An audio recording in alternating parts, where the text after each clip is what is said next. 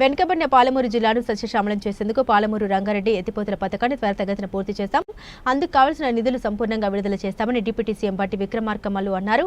శుక్రవారం ఉమ్మడి మహబూబ్ నగర్ జిల్లా దేవరకద్ర నియోజకవర్గంలో 72 కోట్ల వ్యయంతో 33/11 kV సబ్స్టేషన్లు 132/33 kV విద్యుత్ సబ్స్టేషన్ల నిర్మాణ పనులకు శంకుస్థాపన చేశారు. అనంతరం స్థానికంగా ఏర్పాటు చేసిన బహిరంగ సభలో ఆయన మాట్లాడారు.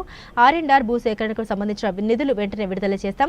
నార్లాపూర్ ఏదుల రిజర్వాయర్ల మధ్య ఉన్న గ్యాప్ను పూరించేందుకు అవసరమైన నిధులు విడుదల చేస్తాం. ముద్దండాపూర్ R&R ప్యాకేజీకి 70 కోట్లు కావాలి అంటే వాటిని వెంటనే విడుదల చేశాం. భవిష్యత్తులో ఎన్ని నిధులు అవసరమైతే అన్ని నిధులు విడుదల చేసేందుకు ప్రజాప్రభుత్వం సిద్ధంగా ఉందని తెలిపారు.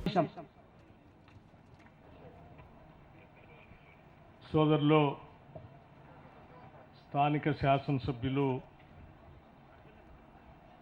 మధుసూదన్ రెడ్డి గారికి, అలాగే రాష్ట్ర ప్రభుత్వ అభివృద్ధి కార్యక్రమాలు ఆర్థిక అంశాలను కూడా చక్కగా వివరించినటువంటి గౌరవ రాష్ట్ర మంత్రివర్యులు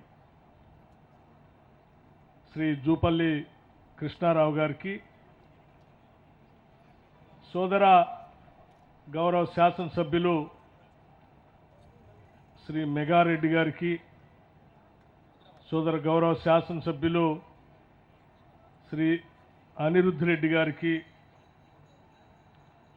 అట్లాగే గౌరవ రాష్ట్ర ప్రభుత్వ chairman state minority corporation Shri Ubedullah Kotwal గారికి, DCCB chairman Mahabubnagar Shri Vishnuvardhan Reddy గారికి, గౌరవ ఆనాటి శాసనసభ్యురాలు వ్యవస్థకు సంబంధించి జూనియర్ కాలేజ్ కావాలని, డిగ్రీ కాలేజ్ కావాలని, రోడ్లు కావాలని, లేకపోతే ఈ ప్రాంతానికి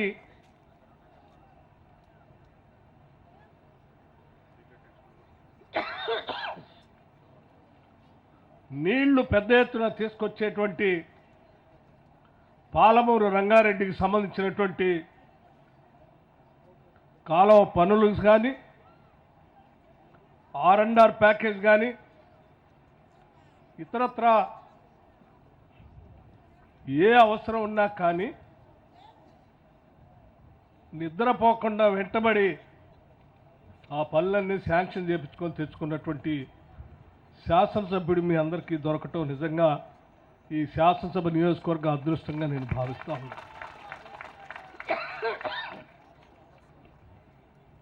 ప్రజానాయకుడు అంటే, ప్రజాప్రతినిధి అంటే